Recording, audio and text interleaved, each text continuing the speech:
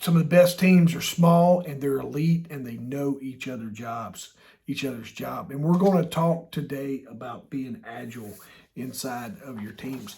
I've been fortunate enough to work inside small elite units where everyone was very goal focused. We all had unique skill sets that we brought to the team. But ultimately, if person A was out, I could step in and do their job. Person B was out, we could definitely step in and do their job. So, and then when in my absence, they could all do mine. It's one of the cool things that we teach when it comes to servant leadership and taking ownership inside of leadership roles and team dynamics, especially is just being agile.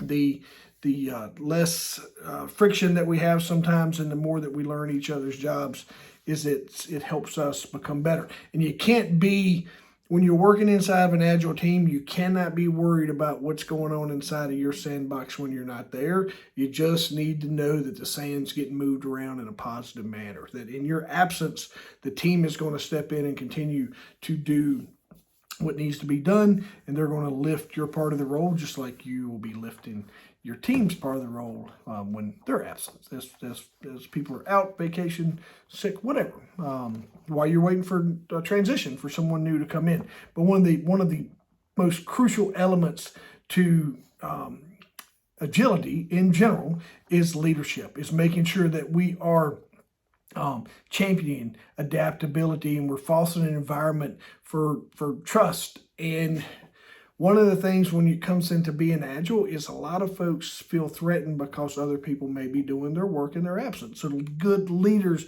are able to make everyone feel comfortable and just lay that openness and groundwork that's needed to form and create an agile team. It's one of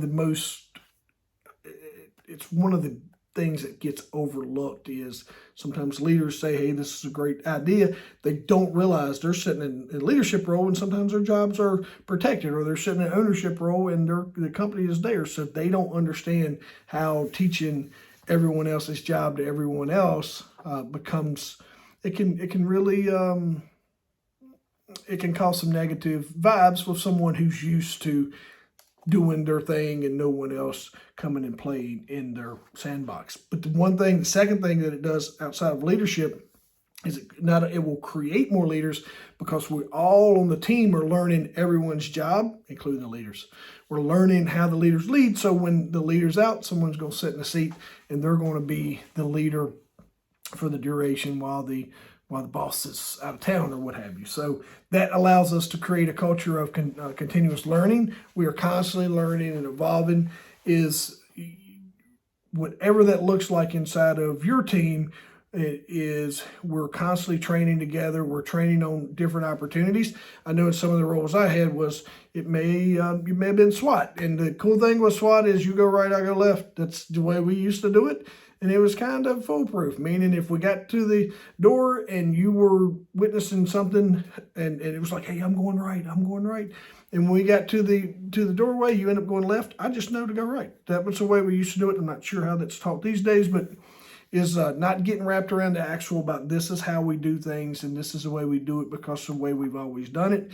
It's just being fluid and knowing each other's roles, and the ultimate outcome is whatever that ultimate outcome is. Ours, in that case, would have been just safely being able to go through and get everybody under control and not hurt them or ourselves, and all the things that come with that. Is the third thing that's very critical when it comes to creating agile teams is communication. We talked about from the leader, but the teams as well. As I go through this with DISC, is creating and building these teams based off of personality, so we are able to deploy good teams with less friction points. And the less friction points we have inside of our teams, the better our morale is going to be, the better our profits are going to be, and just our recruitment and everything else that we're trying to do. It's going to, less friction is just super key to success when you're operating inside of a team environment. You got to be flexible. So when we're looking at the fourth thing, is just flexibility inside of the process. And that can be hard because you don't want to take time off of doing whatever you're supposed to be doing. You got to be able to flex and go over and do the other person's job. That's why all these are layered in like they are. Leadership, continuous learning, communication. Then it takes us down to flexibility, is the team has to be flexible and be ready to fill each other's roles. You cannot be, this is all I do, this is my focus, this is my only job, I don't want to do anything else. It's just adapting flexible processes that can be adjusted as the project or the job or whatever evolves, and then being able to reevaluate goals and adjust timelines and even project scopes just because of where you are with the team's capacity, is making sure that we remain focused on the end goal. Embracing change. That's just part of being on that team. Change is definitely not something to fear, something to celebrate. And I've done some other content on here recently on just how to deploy change inside of your business or inside of your team. That is super helpful. Change, if you do it right, can be viewed positively, and that is going to help you navigate, it'll help you eliminate the downs of the up and down. So our whole goal is for everything to be on the up and up. And then the power of collaboration is putting all your best people or your best team on this certain project, or your best group or what have you. It brings all those strong suits into one area or one room, and dials them in on one mission, and that team becomes an unstoppable force. So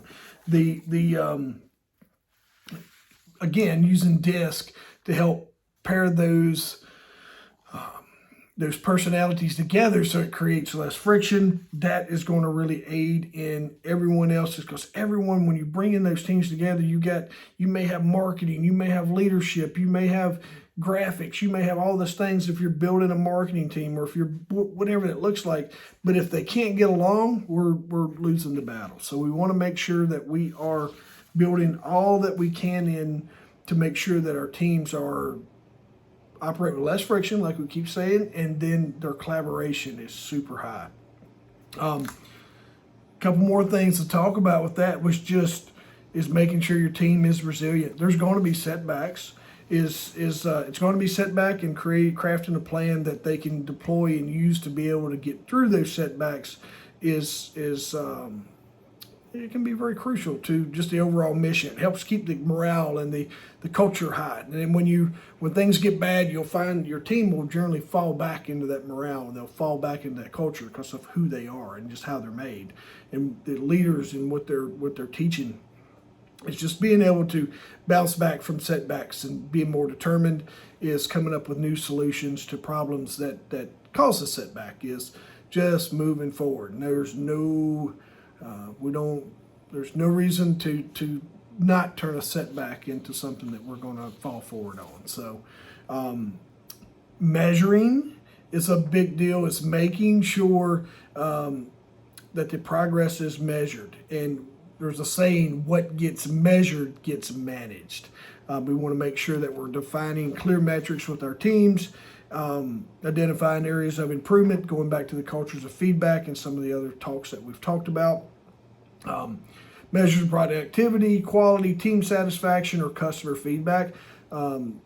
We just want to keep that feedback loop moving so it creates continuous feedback for us. And then making sure that we're putting the right people on the right team, that they want it, that they want to be on the team, that they can handle it. If you go to Traction, the book, you'll learn some stuff about GWC. Gets it, wants it, can handle it.